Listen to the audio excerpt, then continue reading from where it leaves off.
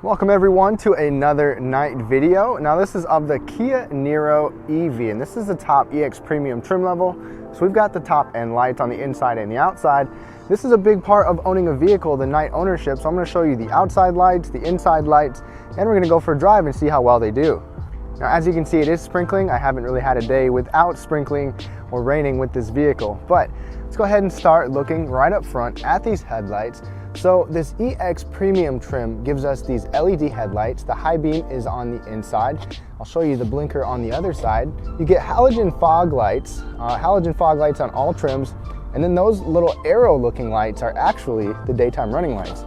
Those arrow lights are standard on every trim, and the lower EX trim gets halogen lights instead of these LEDs. And I believe the non-EV model actually gives you HID headlights. It kind of has a really cool front end, especially considering that little arrow light. And then some of you might have thought, just looking at this originally in the daytime, that that's the LED or the daytime running light, but that's actually the blinker. And you get that LED blinker, which is nice. You've got the LED positioning light on the side. It's a pretty cool headlights on a vehicle like this. Now, if you want to see a daytime review, a full detailed daytime review, headroom, legroom, cargo space, all that, be sure to check that out in the description below. Now it is pretty dark, it's hard to see the color, but it is a dark blue, and I'll show you that more in the daytime review. Now let's check out these headlights. These are LED combination, taillights. These are LED combination taillights. Kia and Hyundai definitely usually have some pretty unique design. So without the blinker, you can see all the almost rope-like kind of structures in that taillight. Looks pretty cool. Then you've got this incandescent turn signal over here. So you know, for a Niro lower end, well not lower end, but just for a kind of lower in the crossover segment from Kia, not bad for the lighting here, and then just regular lights down below. Now in the cargo area, it's not super bright, not super big either, but you've got that one LED light on the side and a little bit of underfloor cargo space as well. I'll show you more on how things fit in the daytime review. Now in the back seat of the Niro, we do have LED ambient lighting, but that's only in the front. But you do get a nice bright LED overhead light right there, and it illuminates this back seat really well. My only complaint is that that upper part cannot have individual sides. They both light up no matter what. There aren't any USB ports or anything back here to illuminate, but even your little window switch is illuminated. Now one thing that's pretty cool, as you unlock the vehicle, your mirror folds out and the door handle even illuminates. And that's only on the front doors, but still, that's a nice feature to see on a vehicle like this.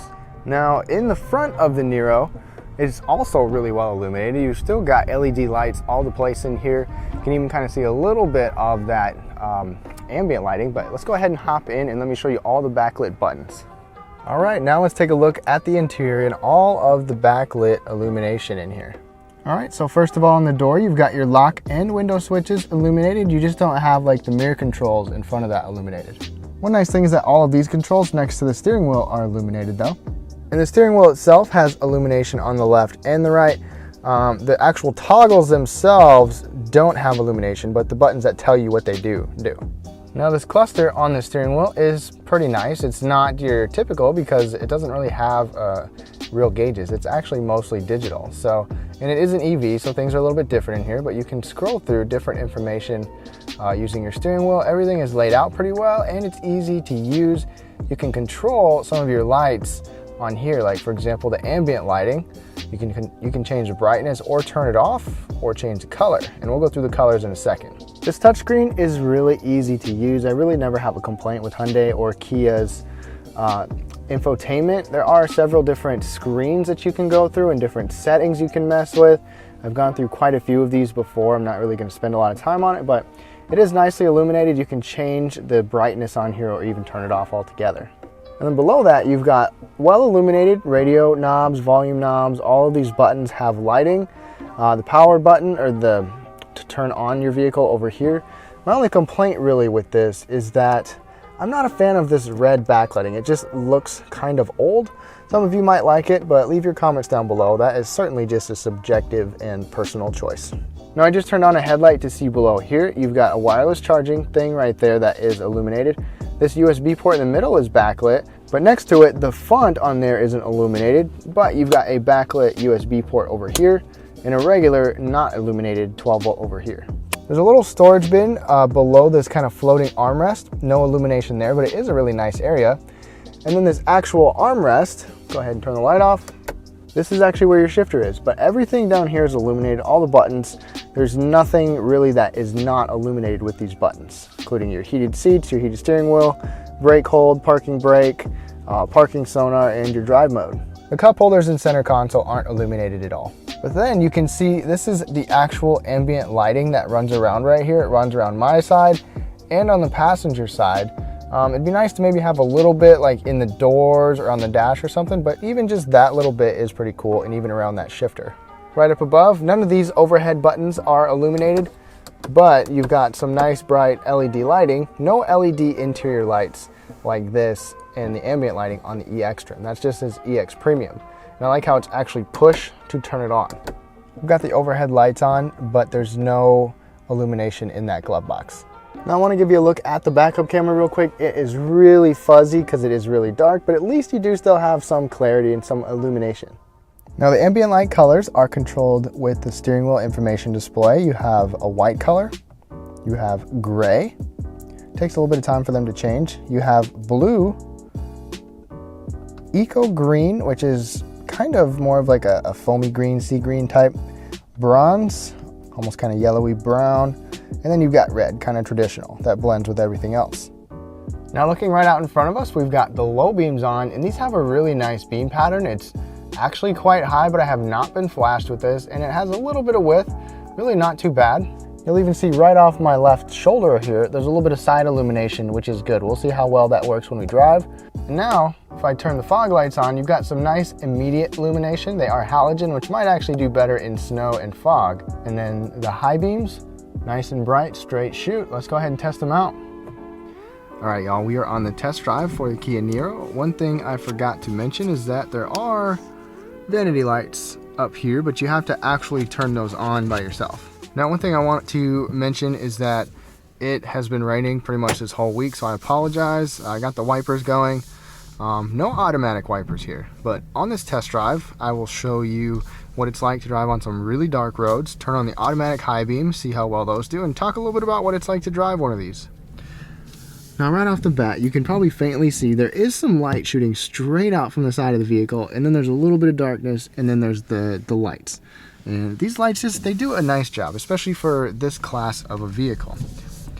And as I was saying earlier, I believe the non-EV model, like the plug-in hybrid and maybe even the regular Niro, the top ones have HID headlights, high-intensity discharge lights, and they get a top rating from the IIHS.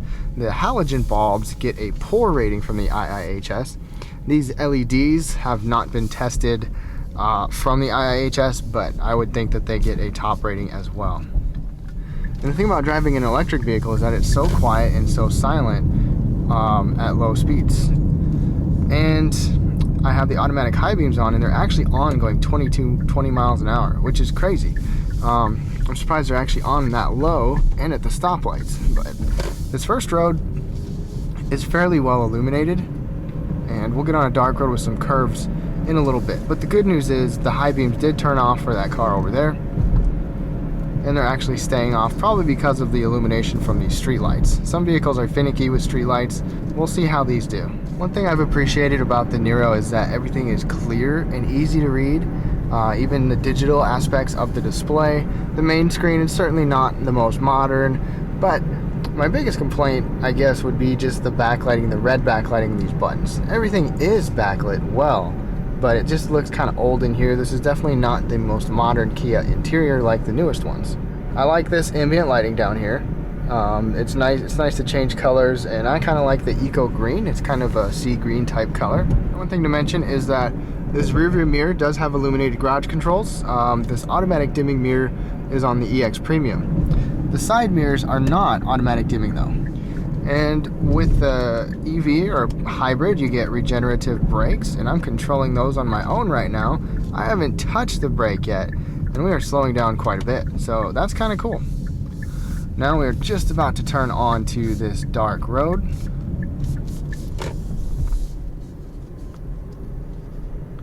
Automatic high beams just turned on. And as we come across this hill, I can easily see the reflections and the curve way up ahead. That Jaguar that I was in, it had some nice high beams, but the low beams were not good. So that Jaguar, much more expensive, should have better lights. They were not better than this. You know, there's actually a little bit of width. It's definitely most powerful out in front, which is normal. There's a car coming, and it just now turned the high beams off. So it definitely has to kind of be a little bit more out in front of you, and it turned them back on. Hopefully that person was not getting blinded, but I can see way up ahead. So these are doing a really nice job. Let's go ahead and turn them off. And the beam pattern is still good. There's probably still a tiny bit of glare for some people up above. The high beams do have a fairly high level that they sit. I'm gonna turn them back on. But I'm perfectly confident with these headlights. They're nothing too showy. I never use the fog lights on this vehicle because they don't really do anything. Their purpose is for when you're in fog or situations like that. But some fog lights do so well illuminating the sides that they're great. And that car way up ahead, the high beams just turned off, exactly what you want. And you can see a little bit out into the ditch. The sides are actually better illuminated than I was expecting, and even straight out to the side like I showed you earlier if you're going around curbs or something like that. And the high beams just kick back on. Now one thing I'm gonna let you kind of see is the Kia DriveWise, and we've got the lane keeping system. It's doing that right now. Some of you might have wondered, does that work in the dark? Yes, it does. It works really well. It's basically, if it's raining hard enough, snowing hard enough, the ground is covered or the lanes are covered, that it won't work. But at night, if it can see the lanes, which it will let you know, it'll work. It'll keep you in your lane. And now I'm gonna use the regenerative brakes with the paddle shifters on the steering wheel and not even brake at the stop sign up here. Now, if you want to know more about kind of just how comfortable this is, how it drives, it does drive well. It's got a soft ride for the most part. It can be a little bit bouncy, but there's nothing harsh. I'll talk more about that in the full daytime test drive. I will also tell you what kind of efficiency I've been getting in terms of like how many miles per kilowatt hour of the battery, so we can kind of equate the range and whatnot. There is a little bit of road noise. Wind noise is good, but there is some road noise, but not too bad for this class. And if we go ahead and get on it, it's got instant torque, and that's the way that electric vehicles go. It's certainly not a burner, it's not meant for that, but it can be a little bit fun at times too. Now, that's gonna go ahead and wrap things up. I appreciate y'all so much for tuning in. Hope y'all are staying healthy, and have a great rest of your day. We'll see you next time.